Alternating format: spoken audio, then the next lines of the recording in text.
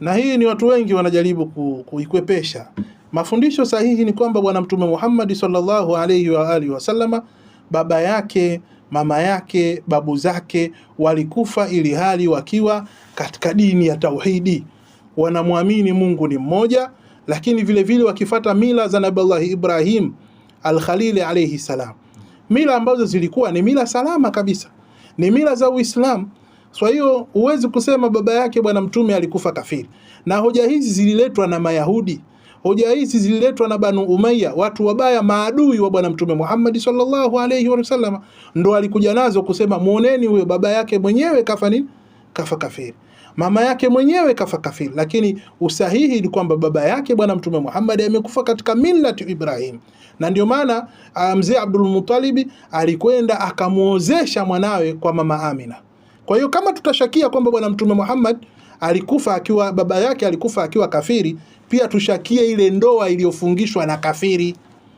Kwa hivyo kama ndoa ya Bwana Mtume, ya baba yake Bwana Mtume Muhammad na mama yake hazikusii zile ndoa ziliozeshwa na kafiri, mtume wenu nasabu yake tuitafuti, ni mtoto wa halali au ni mtoto wa haram? Wa haram. Tuanzie hapo. Wa ndani ya ndoa? Wa ndani ya ndoa au nje ya ndoa? Mtume wenu Muhammad. Usahihi ukoje? Usahihi ni kwamba familia Bwana Mtume Muhammad, baba yake, babu zake wote mpaka kwa Nabii Allah Ismail hawakuwahi kuabudia sanamu hata mmoja katika ile silsila yao. Hata mmoja hawakuwahi kuabudia sanamu.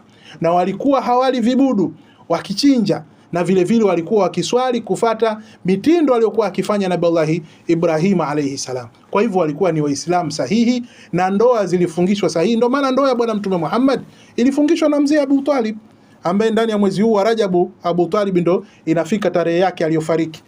Huyu Abu Talib ndo alomfungisha ndoa Bwana Mtume Muhammad Kiislamu, yeye na Khadija, akamfungisha ndoa Kiislamu. Sasa la sivyo tuseme aliyemfungisha ndoa Bwana Mtume Muhammad alikuwa ni kafiri, mzee Abu Talib. Lakini zote zilitumika ni mila za nani? Za Ibrahim. Waila tuulizane, huyu Bwana Mtume Muhammad alikuwa anakula, alikuwa hali nyama zilizokuwa zikichinjwa katika mji wa Maka? Ina maana alikuwa anakula vibudu vitupu? Tangu kazaliwa ni vibudu tu alikula, au ilikuwaje? Haiwezekani.